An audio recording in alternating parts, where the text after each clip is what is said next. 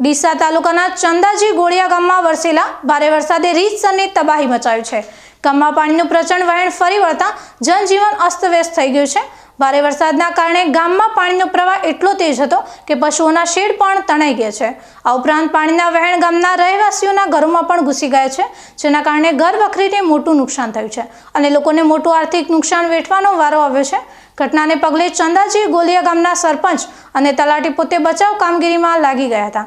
ચંદાજી ગોળિયા ગામમાં પાણીનું વહેણ ઘૂસી જવાથી લોકોમાં ભયનો માહોલ ફેલાઈ ગયો છે। સ્થાનિકો દ્વારા તંત્ર પાસે તાત્કાલિક મદદ અને રાહત કાર્ય હાથ ધરવામાં આવે તેવી માંગ કરવામાં આવી રહી છે। વરસાદ ચાલુ છે, હજુ કોઈ તંત્ર અમારી ખબર લીધી નથી અને આ અમારો શેડ બધું પડી ગયો છે રહેવાનું અને ગોમ તો બધા તણાઈ જાય, પણ અમે આ ગોમવાળાની મદદથી અમે બચી ગયા।